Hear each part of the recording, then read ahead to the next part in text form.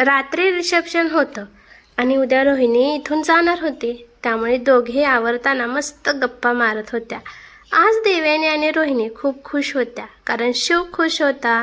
देवयानी, तुझ्या हातावरची मेहंदी एकदम छान रंगली आहे, काय केलंस त्यावर? रोहिणीने आरशात बघत लिपस्टिक लावत विचारलं. अगं काही नाही ग, देवयानीने हाताची मूठ करत उत्तर दिलं. सगळे माझ्या मेहंदीच्या मागे का लागले आहेत? मी कपडे बदलून येते, देवयानी म्हणाली आणि वॉशरूममध्ये पळाली. बाहेर हॉलमध्ये खूप सुंदर सजावट केली होती आणि आता पाहुणे यायला सुरुवात झाली होती. थोड्याच वेळात हॉल गजबजून गेला. काही निवडक नातेवाईक आणि शिवच्या मित्रांना बोलवलं होतं. शिवची फॅमिली आणि कार्तिक पाटील यांची फॅमिली सगळ्यांशी बोलण्यात व्यस्त होती. तेवढ्यात शिव आणि रोहिणी एकमेकांच्या हातात हात घालून खाली उतरले. सगळ्यांनी टाळ्या वाजवल्या. त्यांच्यासाठी छोटासा स्टेज तयार केला होता आणि त्यावर खुर्च्या ठेवलेल्या होत्या. ते दोघं तिथे जाऊन उभे राहिले. मग एकामागून एक सगळे येऊन त्यांना शुभेच्छा देत होते. कोणी गिफ्ट देत होते. फोटोग्राफर फोटो काढण्यात व्यस्त होता. श्वेता, अगं ती कुठे आहे? रियाने इकडे तिकडे पाहत विचारलं. कोण ती? श्वेता म्हणाली. अगं आपली दुश्मन देवयानी, ती हिच्यासोबत राहायला आलेली ना? रिया म्हणाली. असेल इथेच कुठेतरी. तुला काय करायचं आहे तिच्याशी? काही नाही, असंच विचारलं. काही करायचा विचार पण करू नको. तुझे बावळट प्लॅन तुझ्यावरच उलटतात. मागच्या वेळेचं आठवतंय ना, 2 दिवस टॉयलेटच्या फेऱ्या मारत होतीस? श्वेता ठसक्यात बोलली आणि रिया गप्प बसली. ती बघ, ती आली. काकूबाई. रियाने त्या दिशेला पाहिलं तर देवयानी कोणाशी तरी बोलत उभी होती. तिने हलका गुलाबी आणि सोनेरी काठ असलेला घागरा घातला होता. हलके ब्राऊन आणि छोटेसे कर्व केलेले केस तिने मोकळे सोडले होते. श्वेता, काहीही बोल, पण ही दिसते खूपच छान, एखाद्या नाजूक राजकुमारीसारखी. रिया नकळतपणे बोलून गेली आणि लगेचच तिला तिची चूक लक्षात आली. तिने जीभ चावत श्वेताकडे पाहिलं तर श्वेता रागाने तिच्याकडे बघत होती. सॉरी, म्हणजे मला तसं वाटलं म्हणून बोलले, पण तुझ्यापेक्षा छान नाही हा ती.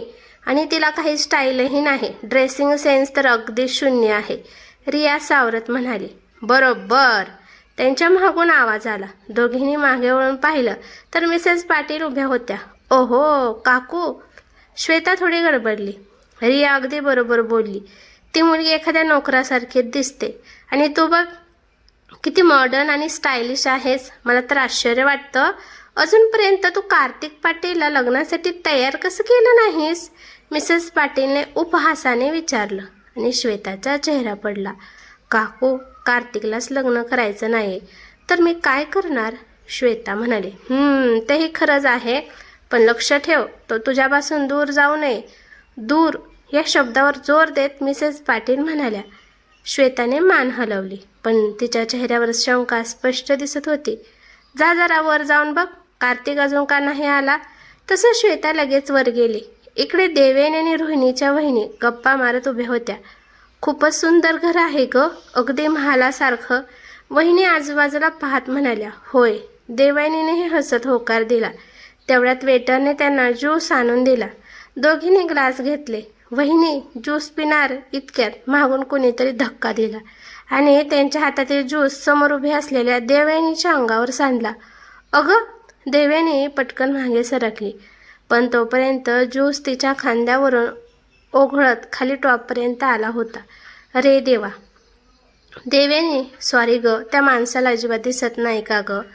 वहिनी धक्का देऊन गेलेल्या माणसाकडे बघत चिडून बोलू लागल्या. ठीक आहे वहिनी, देवीने एका हाताने चोळी झटकत म्हणाली. अगं पण तुझा टॉप पूर्ण भिजलाय. तू कालपासून कोणत्या रूममध्ये राहतेस तिथे जाऊन कपडे बदलून ये, जा पटकन, वहिनी म्हणाल्या. देवयानीने ज्यूस तिथेच ठेवला आणि वरती गेली. ती जशी तिच्या रूमजवळ पोहोचत होती तसतसे तिला काही आवाज ऐकू येऊ लागले. बहुतेक कार्तिक पाटीलच्या रूममधून येत होते. तिची चाल आपोआप मंद झाली आणि ती तिच्या रूमऐवजी कार्तिकच्या रूमजवळ जाऊन थांबली. दरवाजा अर्धवट उघडाच होता आणि समोर श्वेताने कार्तिकला मागून मिठी मारली होती. कार्तिक, थांब ना इथेच थोडा वेळ. किती दिवसांनी आपण असं भेटतोय. श्वेता लाडीवाळपणे त्याच्या पाठीवर गाल टेकवत बोलत होती. ते दृश्य पाहून देवयानीचे डोळे आणि मन दोन्ही भरून आले. तिला कळेना तिला काय होतंय, पण कोणीतरी हृदयात सुई टोचल्यासारखं जाणवत होतं. श्वेता. कार्तिक थोडा त्रासून तिचे हात बाजूला करत मागे वळला आणि त्याच वेळी त्याची नजर दरवाजात उभ्या असलेल्या देवयानीवर पडली. देवयानी. तो थोडा गोंधळून तिला हाक मारत म्हणाला. समोरचं दृश्य पाहत उभी असलेली देवयानी भानावर आली. सॉरी मी. ती गडबडून काहीतरी बोलली आणि पळतच तिच्या रूममध्ये गेली. तिने रूममध्ये जाऊन तिने दरवाजा बंद केला आणि त्याला पाठ टेकून उभी राहिली. तेव्हा तिच्या लक्षात आलं की तिच्या गालावरून अश्रू ओघळत होते. तिने पटकन ते पुसले. हे काय होतंय मला? मी का रडते? आणि ते दोघं रिलेशनशिपमध्ये आहेत तर त्यांना एकत्र पाहून मला का वाईट वाटतंय? काय होतंय मला? देवयानी, तू अशी का उभी राहिली होतीस तिथे? कोणाच्या प्रायव्हेट आयुष्यात डोकावणं चुकीचं आहे आणि तू तिथेच उभी राहिलीस. पण तरीही मला एवढं वाईट का वाटतंय? देवा, प्लीज मला यातून बाहेर काढ.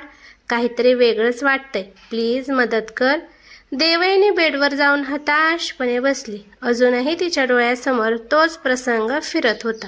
तिने तिच्या हृदयावर हात ठेवला. आज हृदयाचे ठोके काहीतरी वेगळेच वाटत होते. त्याच वेळी तिच्या हाताला चिकटलेला ज्यूस जाणवला. अरे देवा, हे साफ करायचंच राहिलंच. मी पण ना कुठल्याही गोष्टीत अडकून जाते, ती स्वतःशीच म्हणाली. तिने पटकन दुपट्टा काढून बेडवर फेकला आणि वॉशरूममध्ये गेली. खांद्यावरचा ज्यूस साफ करतानाही तिच्या डोळ्यासमोर कार्तिक आणि श्वेता येत होते. त्यामुळे ती स्वतःवर चिडत होती. तिने कसाबसा टॉप साफ केला, पण बदलायला दुसरे कपडे नव्हते म्हणून ती तशीच बाहेर आली आणि बाहेर येताच तिला बेडवर पाठमोरा बसलेला कार्तिक दिसला. ती एकदम थबकली. तिची पावलं जागच्या जागी थांबली. आता हा मला जाब विचारायला आला आहे का? त्याचे प्रायव्हेट क्षण मी पाहिले म्हणून आता हा रागवेल का? काय करू? परत वॉशरूममध्ये जाऊ का? म्हणजे हा थांबून निघून जाईल. देवयानी मनात विचार करत मागे वळली. तेवढ्या त्याच्या आवाजाने ती थबकली. देवयानी, पुन्हा वॉशरूममध्ये जायचं आहे का? त्याचा आवाज आला. तसं तिने मागे वळून पाहिलं. तो पुढेच बघत बोलत होता. तिने हलकासा सुस्कारा सोडला आणि त्याच्यासमोर जाऊन उभी राहिली. तो फोनमध्ये काहीतरी पाहत होता. तिचं लक्ष त्याच्या हाताकडे गेलं. त्याचा हात तिच्या दुपट्ट्यावर होता. तिने लगेच पुढे होऊन दुपट्टा ओढून घेतला आणि खांद्यावर टाकला. तसं तो चमकून तिच्याकडे पाहू लागला. तो दुपट्टा तुमच्या हाताखाली होता, ती शांतपणे म्हणाली. ओहो. कार्तिक पाटील भुवया उंचावत म्हणाला. तुमचं काय काम आहे इथे? देवयानीने काहीतरी विचारावं म्हणून विचारलं, पण तिच्या आवाजातला हलका राग लपला नाही. हे माझंच घर आहे, मी कुठेही येऊ शकतो, तो निर्विकारपणे म्हणाला. अच्छा, मग मी जाते. देवयानी वळली, पण त्याने लगेच तिचा हात पकडला. ती दचकून त्याच्याकडे पाहू लागली. देवयानी, तू थोड्या वेळापूर्वी जे पाहिलंस ते फक्त गैरसमज होता. तिने मला जबरदस्तीने मिठी मारली होती. माझं काहीच नव्हतं त्यात, कार्तिक शांतपणे म्हणाला. देवयानी आश्चर्याने त्याच्याकडे बघत राहिली. हे सगळं तुम्ही मला का सांगत आहात? तिने हळू आवाजात विचारलं. माहीत नाही, पण तू तेथून पळत आलीस म्हणून वाटलं तुला सांगावं, तो तिच्या हाताकडे पाहत म्हणाला. आणि त्या क्षणी त्याच्या चेहऱ्यावरचे भाव बदलले. देवयानी अजूनच गोंधळली. तिनेही हाताकडे पाहिलं. तिच्या हातावर स्पष्ट अक्षरात नाव उमटलं होतं, कार्तिक. तिने घाबरून लगेच हात मागे घेतला. मी जाते, खाली सगळे वाट बघत असतील, ते गडबडून म्हणाली आणि दरवाजाकडे धावली. तिने दरवाजा उघडण्याचा प्रयत्न केला, पण तो उघडेना. ती गोंधळून वर पाहते तर कार्तिकने एका हाताने दरवाजा अडवून ठेवला होता. हा इतक्या पटकन इथे कसा? ती मनात म्हणाली. ती मागे सरकत दरवाजाला टेकली आणि त्याच्याकडे पाहू लागली. तो मात्र तिच्याकडेच बघत होता. तो हळूहळू तिच्याकडे पुढे आला. तसं तिने स्वतःला आणखीन आवरलं. त्याच्या चेहऱ्यावर काहीतरी वेगळेच भाव होते, रागासारखे, पण स्पष्ट कळत नव्हते. त्यामुळे तिने ते समजून घेण्याचा प्रयत्न सोडला. साहेब, दरवाजा सोडा, मला जायचं आहे, ती धीर करून म्हणाली. तिला स्वतःच्या वाळलेल्या हृदयाचे ठोके स्पष्ट ऐकू येत होते. ठक ठक ठक. तो इतका जवळ आला की तिच्या श्वासात त्याचा हलका सुगंध मिसळला आणि तिच्या अंगावर शहारे आले. तुझ्या हातावर माझं नाव का आहे? कार्तिकने तिच्या डोळ्यात बघत विचारलं. देवयानीने घाबरून घोट गेला. तो तिच्या अगदी जवळ उभा होता. देवयानी, त्याने पुन्हा हाक मारली. आता याला काय सांगू? त्या दीदीने याचं नाव का काढले ते तर मला पण माहीत नाही. पूर्ण जगात तिला पण हेच नाव चांगले वाटलं होतं का? देवयानी घाबरून त्याच्याकडे बघत होती. बोल, त्याने पुन्हा कठोर आवाजात विचारलं. तुमचं नाव कुठे आहे? देवयानी अडखळत म्हणाली. कार्तिकने पुन्हा तिचा हात पकडला आणि तिच्यासमोर धरला. कार्तिक, हे माझं नाव आहे. तो तिच्या हातावरच्या नावाकडे बोट दाखवत म्हणाला. नाही, ते ते तुमचं नाव नाही. ती गोंधळून शब्द जुळवत म्हणाली आणि हात सोडवून घेतला. वाट, माझं नाही मग कोणाचं आहे? कार्तिकने कपाळावर आठ्या घेत विचारलं. त्याच्या आवाजातला राग स्पष्ट जाणवत होता. त्यामुळे देवयानी आणखीन घाबरली. ते कार्तिक शिंदे. ती कशीबशी बोलली. कोण कार्तिक शिंदे? त्याने तिच्या मागच्या दरवाजावर जोरात हात आपटत विचारलं. त्याच्या आवाजाने ती दचकली आणि तिने डोळे घट्ट मिटले. सांग मला, तो कोण आहे? तो पुन्हा जोरात ओरडला. देवयानीने हळूच डोळे उघडून त्याच्याकडे पाहिलं. तो रागाने तिच्याकडेच बघत होता. तिला रडूच कोसळले असं वाटू लागलं. ओटसूट येता आणि मला रागवता. ती ओठ वाकवत म्हणाली. मला नाही सांगायचं. आणि मी का सांगू? मी तुम्हाला काही विचारते का श्वेता मॅडमबद्दल? तुमच्याबद्दल नाही ना? मग मला काय विचारता? ती रडक्या आवाजात बोलली. मी सांगितलं ना, तुझे पाहिलंच ते गैरसमज होतं. मी तसं काहीच केलं नाही. कार्तिक आता थोडा शांत होत म्हणाला. पण मी तुम्हाला काही विचारलं नाही. मग तुम्ही का सांगत आहात? सर, मला का स्पष्टीकरण देत आहात? तुम्ही दोघं लवर्स आहात आणि तुमच्यात काय चाललंय त्याच्याशी मला काहीच घेणं देणं नाही. मी तुमचे कर्मचारी आहे आणि तुम्ही माझे बॉस. तर आपलं नातं फक्त ऑफिसपुरतं आहे. ते लक्षात ठेवा. पर्सनल होऊ नका प्लीज. दरवाजा सोडा. मला बाहेर जायचं आहे. देवेनी आता रागाने थोड्या मोठ्या आवाजात बोलली. तिचे डोळे पाण्याने भरलेले पाहून कार्तिक क्षणभर शांत झाला. त्याने हात मागे घेतला. तिने क्षणाचाही विलंब न करता दरवाजा उघडला आणि पळतच बाहेर निघून गेली. ती बरोबर आहे. मी का माझ्या वैयक्तिक गोष्टीबद्दल तिला स्पष्टीकरण देतोय? कार्तिक पाटील तिच्या गेलेल्या दिशेकडे पाहत मनात विचार करत होता. पण लगेचच त्याच्या मनात दुसरा विचार आला. पण हा कार्तिक शिंदे कोण आहे आणि त्याचं नाव तिच्या हातावर का आहे? त्याच्या डोळ्यात पुन्हा राग दाटून आला. त्याने दरवाजावर जोरात हात आपटला आणि चिडचिडतच खाली आला. खाली येताच त्याने सगळीकडे नजर फिरवली. देवयानी रोहिणीच्या वहिनींजवळ उभी होती. दोघांची नजरानजर होताच देवयानीने लगेच नजरा चुकवल्या. वहिनी, आपण तिकडे जाऊन बसूया का? इथे खूप गर्दी आहे. देवयानी हॉलच्या बाहेरच्या दिशेने बोट दाखवत म्हणाली. अगं, आता प्रोग्राम सुरू होणार आहे. बाहेर कशाला जायचं? चल, वर स्टेजवर जाऊन एक छान फोटो काढूया. आतापर्यंत सगळ्यांनी फोटो काढले, आपणच राहिलो, वहिनी म्हणाल्या. देवयानीने स्टेजकडे पाहिलं. कार्तिक आणि शिव तिथे बोलत उभे होते. आता नको, नंतर जाऊ. देवयानी पटकन म्हणाली. गप ग, चल पटकन. जेवणाची वेळ होईल आता. पुन्हा संधी मिळेल की नाही माहीत नाही. आणि बघ ना, तो हिरो पण तिथेच आहे. वहिनी कार्तिककडे इशारा करत म्हणाल्या. देवयानीने मनातच कपाळावर हात मारला.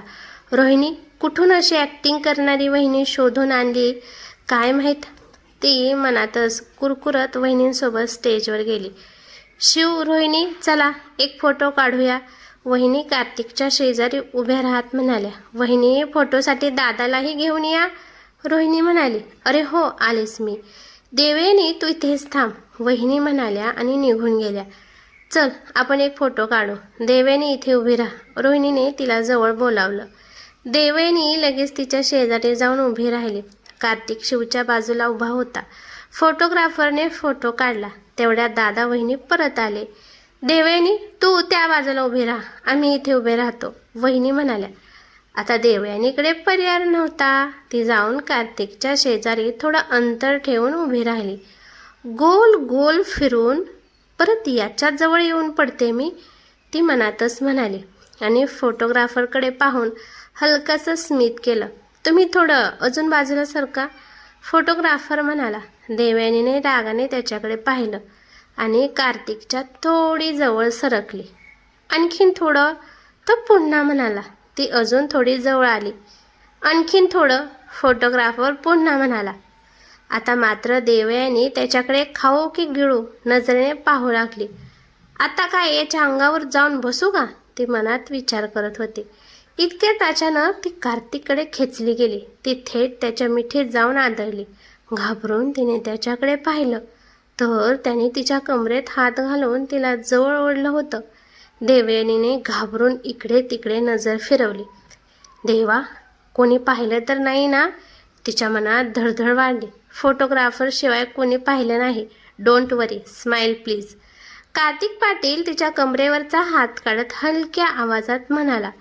पण सध्या देवयानीची अवस्था अशी झाली होती की तिला नीट हसताही येत नव्हतं, कारण तिच्या पोटात अक्षरशः फुलपाखरं उडत होती आणि त्या गुदगुल्यामुळे तिला नीट उभं राहणं सुद्धा कठीण जात होतं. तू या पिंक घागऱ्यात अगदी परीसारखी दिसतेस आणि तुझी मेहंदी, कार्तिक हळू आवाजात म्हणाला. पण देवयानी एवढी गोंधळली होती की तिने ते नीट ऐकलंच नाही. तिच्या कानावर फक्त मेहंदी हा शब्द पडला आणि तिच्या चेहऱ्यावरचे भाव बदलले. पुन्हा मेहंदी, ती मनात म्हणाली. फोटोग्राफरने फोटो क्लिक केला आणि देवयानी अक्षरशः विजेच्या वेगाने स्टेजवरून खाली उतरली. एक खोल श्वास घेत तिने स्टेजकडे पाहिलं. कार्तिक आता पाहुण्यांशी बोलण्यात व्यस्त होता. देवा, हा मेहंदीचा विषय विसरून जाऊ दे, काहीतरी जादू होऊ दे आणि याला माझ्या हातावरचं नावही विसरू दे, नाहीतर ऑफिसमध्ये सगळा राग माझ्यावर काढेल, ती मनोमन प्रार्थना करत होती. थोड्याच वेळात डिनर संपलं आणि एक एक करून सगळे पाहुणे निघू लागले. रोहिणीच्या दादा वहिनींनी तिचा निरोप घेतला आणि तेही निघून गेले. नंतर रोहिणी आणि देवयानी दोघी रूममध्ये आल्या. आज त्या दोघी एकाच रूममध्ये राहणार होत्या. आलेल्या थकल्यामुळे रोहिणी झोपून गेली, पण देवयानी मात्र जागीच होती. आज तिला झोप येत नव्हती. आजच्या दिवसातले काही प्रसंग राहून राहून तिच्या डोळ्यासमोर येत होते. कार्तिक आणि श्वेता एकत्र दिसलेला तो क्षण तिच्या डोळ्यासमोर पुन्हा पुन्हा येत होता. डोळे मिटले की लगेच झोप येणारी देवयानी आज मात्र काही करून झोप लागत नव्हती. ती हळूच बेडवरून उठली, पण लाईट लावली तर रोहिणीची झोप मोडेल म्हणून ती बाहेर आली. कॉरिडॉरच्या पुढे बाल्कनी होती, जी थेट गार्डनला लागून होती. ती तिथे जाऊन उभी राहिली आणि खाली पाहू लागली. गार्डनमध्ये लाईट होती, पण सगळीकडे भेसूर शांतता होती. तिला अचानक खूप एकटं वाटायला लागलं. ती लगेच मागे वळली. तिच्या तोंडातून किंचाळी बाहेर पडणार तोच कोणीतरी तिचं तोंड हाताने दाबलं. श्श, तू का घाबरतेस? मी काही राक्षस आहे का? कार्तिक पाटील रागात कुजबुजला. तिने डोळ्यांनीच नाही असा इशारा केला. तो अजूनही तिच्या अगदी जवळ उभा होता, तिचं तोंड त्याच्या हाताखाली आणि ती मागच्या भिंतीला टेकलेली. त्याने हळूच हात काढला. टेल मी, तू का घाबरलीस? त्याने पुन्हा विचारलं. तिने त्याचा हात अलगद दूर केला. त्याच्या हाताचा स्पर्श होताच तिच्या अंगावर एक विचित्र शिरशिरी पसरली. क्षणभर त्याचा रागही जणू विरघळून गेला, पण तिने लगेच हात सोडून दिला. तुम्ही अचानक समोर आलात म्हणून, ती श्वास सावरत म्हणाली. सो व्हॉट, मी तुला भूत वाटलो का? तो थोडा चिडून म्हणाला. तिने लाजत नकारार्थी मान हलवली. तू इतके का घाबरतेस? आय मीन, मी तुला अनेकदा अंधाराला घाबरताना पाहिलं आहे, तो म्हणाला. माहीत नाही, ती हळू आवाजात म्हणाली. मग तुला काय माहीत आहे? तो भुवया उंचावत म्हणाला. ती गोंधळून त्याच्याकडे पाहू लागली. लिव्ह इट, तो म्हणाला आणि तिच्या शेजारी येऊन रेलिंगला टेकून उभा राहिला. देवयानीला थोडं वेगळं वाटू लागलं. रात्रीची शांतता, अंधार आणि त्यात तो तिच्या इतक्या जवळ. ती थोडी बाजूला सरकली आणि पुन्हा खाली फुलांकडे पाहू लागली. तुला फुलं आवडतात ना? कार्तिकने विचारलं. हो, सगळ्यांनाच आवडतात, देवयानी म्हणाली. तो थोडा वेळ शांत राहिला. ही सगळी फुलं माझ्या लहान बहिणीने, किशोरीने लावली आहेत, तो शून्यात पाहत म्हणाला. देवयानीने त्याच्याकडे पाहिलं. त्याच्या चेहऱ्यावर एक हलकंसं दुःख उमटलं होतं. तुम्हाला किशोरीची खूप आठवण येते ना? तिने हलक्या आवाजात विचारलं. मला तिची खूप आठवण येते, तो दीर्घ श्वास घेत म्हणाला. क्षणभर शांतता पसरली. तुम्ही तिला थांबवलं का नाही? ती तुमची लहान बहीण होती ना, तुम्ही तिला थांबवू शकला असतात, देवयानी बोलली. कार्तिकने अचानक तिच्याकडे पाहिलं. तुला तिच्याबद्दल माहिती आहे का? त्याने विचारलं. हो, मला माहिती आहे. तिने आत्महत्या केली होती, देवयानी म्हणाली. क्षणात त्याच्या चेहऱ्यावर राग उमटला. नाही, त्या हरामखोराने तिला मारलं. त्याने तिचा विश्वासघात केला. तो समोरच्या भिंतीवर हात आपटत रागाने म्हणाला. देवयानी थोडी घाबरली, पण यावेळी तिने मागे हटायचं नाही असं ठरवलं. कोणी धोका दिला म्हणून आत्महत्या करायची? चूक तितकीच तुमच्या बहिणीचीही होती आणि तुमचीही, ती ठाम आवाजात म्हणाली. क्षणात त्याने तिचा हात घट्ट पकडला आणि तिला स्वतःकडे ओढलं. तुझा नेमका काय अर्थ आहे? तुला काय माहिती आहे तिच्याबद्दल? तू असं कसं बोलू शकतेस? तो रागाने तिच्या डोळ्यात बघत म्हणाला. त्याचा राग पाहून देवयानीलाही क्षणभर वाटलं. उगाच त्याच्या नादाला लागले. ती त्याच्या पकडीतून हात सोडवण्याचा प्रयत्न करू लागली. आहा सर, प्लीज, दुखतंय, ती वेदनेने म्हणाली. तसं त्याने लगेच तिचा हात सोडला. एखाद्या मुलीला कसं पकडावं तेही माहीत नाही. किती जोरात पकडतो हा आर्यन मॅन कुठला? ती मनातच कुरकुरत हात चोळू लागले. कार्तिक मात्र कपाळावर 2 बोटं ठेवून स्वतःचा राग आवरण्याचा प्रयत्न करत होता. सर, प्लीज राग मानू नका. मला जे वाटलं ते मी सांगितलं. कोणीतरी आपल्याला धोका दिला म्हणून आत्महत्या करणं कितपत योग्य आहे? त्यांनी तुमचा, घरच्यांचा विचार केला का? कदाचित त्यांचं मन कुमकवत होतं म्हणून त्यात हा धक्का सहन करू शकले नाहीत. पण पूर्ण दोष त्या मुलाचाच नाही, देवेनी धीर करून म्हणाली. कार्तिक पाटीलने तिच्याकडे अविश्वासाने पाहिलं. त्याने माझ्या किशोरीसोबत प्रेमाचं नाटक केलं, फक्त पैशासाठी, आणि आधीपासूनच दुसऱ्या मुलीवर प्रेम करत होता. तरीही त्याने किशोरीला गर्भवती केलं. तो प्रचंड रागाने म्हणाला. हे ऐकून देवयानी स्तब्ध झाली, कारण हा भाग तिला आधी माहीत नव्हता. तरीसुद्धा तू असंच विचार करतेस? काही हरकत नाही, मला फरक पडत नाही तू काय विचार करतेस. माहीत आहे देवयानी, दुसऱ्यांवर बोलणं खूप सोपं असतं, पण तीच वेळ स्वतःवर आली की कळतं, तो रागाने म्हणाला आणि तेथून निघून गेला. अगं देवयानी, त्याच्यासमोर आली की अशी बोलायची हिंमत कुठून येते तुझ्यात? ती स्वतःशीच म्हणाली आणि कपाळावरचा घाम पुसला. तेवढ्यात देवयानी पुन्हा त्याचा आवाज आला. ती वर पाहते. तो थोड्या अंतरावर उभा होता. सर, ते अडखळत म्हणाले. हा कार्तिक शिंदे कोण आहे? त्याने पुन्हा विचारलं. देवयानीने मनातच कपाळावर हात मारला. शुभ रात्री सर, खूप उशीर झाला, मी झोपायला जाते, ती पटकन म्हणाल्याने तेथून निघून गेली. तिने मुद्दाम त्याचा प्रश्न टाळला हे पाहून तो चिडला. वेडी मुलगी, बघतोस तुला. तो स्वतःशीच पुटपुटला आणि त्याच्या रूममध्ये गेला. दुसऱ्या दिवशी रोहिणी आणि शिव यांच्या कुटुंबियांनी सगळ्यांचा निरोप घेतला. रोहिणीला जाताना पाहून देवयानी खूप भावूक झाली, पण तिने तिचे अश्रू आवरले. ती आणि कार्तिक त्यांना सोडायला विमानतळावर गेले. देवयानी, काळजी घे आणि फोन करत जा. काही अडचण आली तर लगेच मला फोन कर. रोहिणी तिच्या गालावर हात ठेवत म्हणाली. हो ग, करेन मी फोन. तू नीट जा, पोहोचल्यावर फोन कर आणि जिजूंना आता कमी त्रास दे, देवयानी हसत म्हणाली. देवयानी, प्रत्येक शनिवारी तू रामकडे जातेस ना, तेव्हा मला व्हिडिओ कॉल करशील ना? रोहिणीने गंभीरपणे विचारलं. हो, करेन मी. आता जा, नाहीतर विमान निघून जाईल, देवयानी हसत म्हणाली. खरंच विमान? कार्तिक थोडा मिसळपणे म्हणाला. हो, मातृभाषेत विमानच, देवयानी पुटपुटली. ठीक आहे, मी बाहेर थांबतो, तो म्हणाला आणि शिवशी हस्तोलंदन करून बाहेर गेला. जा तू पण, नाहीतर तो निघून जाईल. तुझी बॅग त्याच्या गाडीत आहे, तो तुला रूमवर सोडेल, रोहिणी म्हणाली. ठीक आहे, बाय, देवयानी म्हणाली. तिचे डोळे किंचित ओलावले. ती वळणार तेवढ्यात देवयानी. रोहिणीने पुन्हा हाक मारली. देवयानी मागे वळली. रोहिणी हात पसरून उभी होती. देवयानी लगेच तिच्या मिठीत शिरली. मला तुझी खूप आठवण येईल, रोहिणी म्हणाली. मलाही, देवयानी हलक्या आवाजात म्हणाली. ती जास्त वेळ तशीच राहिली असती तर नक्कीच रडली असती. अगं, एक विचारायचं होतं, रोहिणी म्हणाली. काय? देवयानीने विचारलं. हा कार्तिक शिंदे कोण आहे?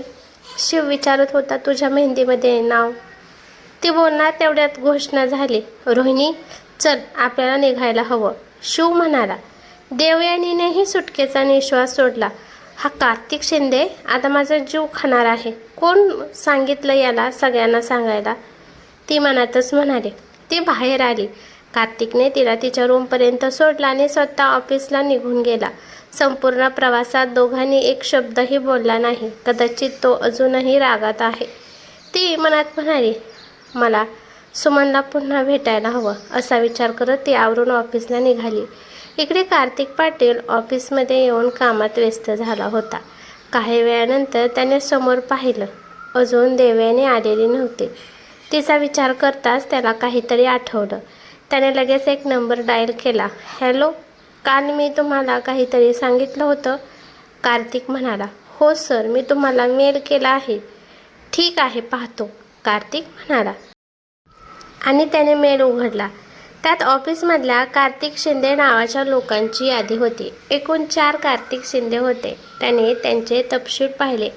त्यातले 2 50च्या आसपासचे होते आणि उरलेले 2 तरुण होते. त्यातलाही एकाचं लग्न झालेलं होतं. कार्तिक थोडा विचारात पडला. मग पुन्हा सानेंना फोन केला.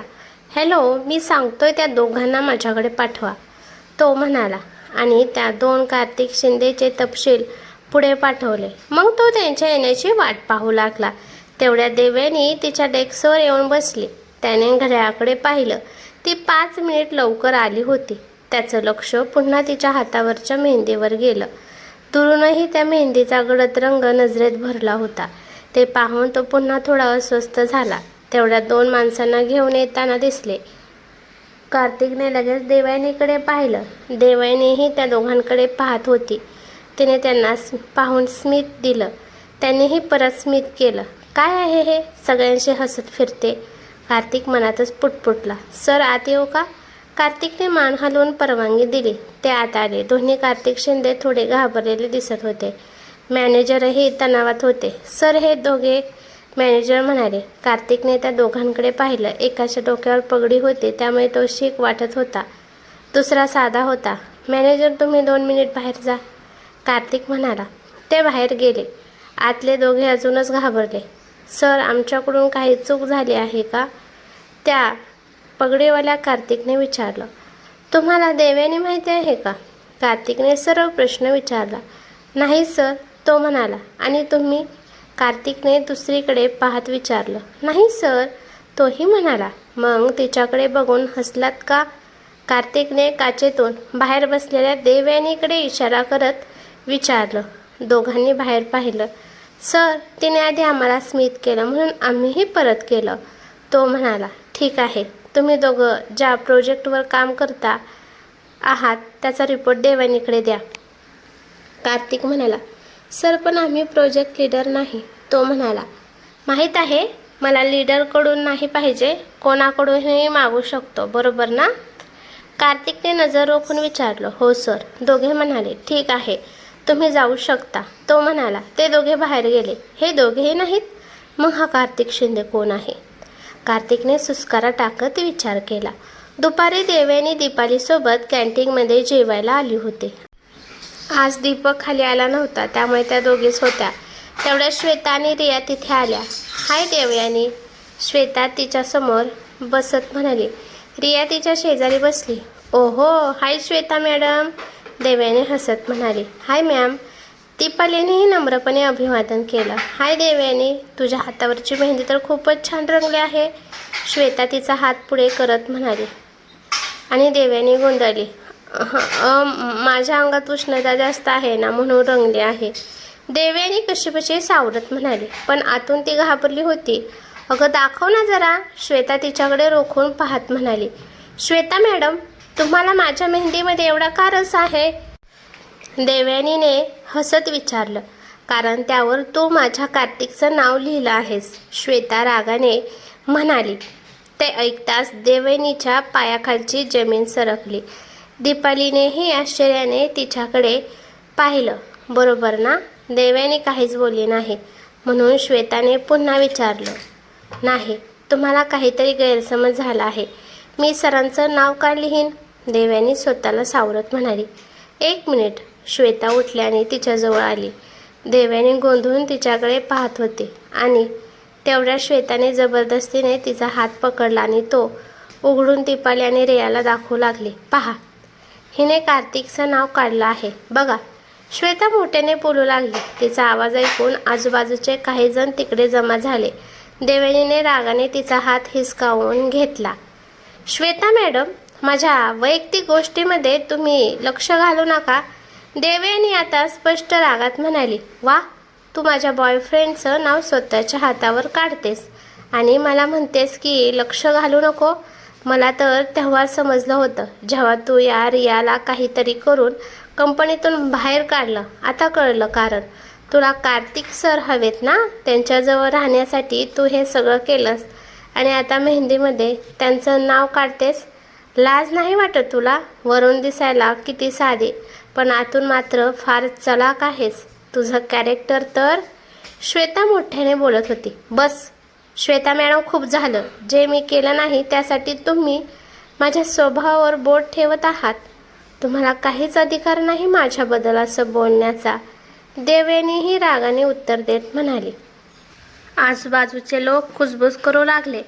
मग तुला कोणी अधिकार दिला कार्तिकचं नाव हातावर लिहायचा? श्वेताने दात ओठ खात विचारलं. संपूर्ण जगात फक्त तुमच्या कार्तिक सरांचंच नाव कार्तिक आहे का? दुसऱ्या कोणाचं असू शकत नाही का? देवयानी ठामपणे म्हणाली.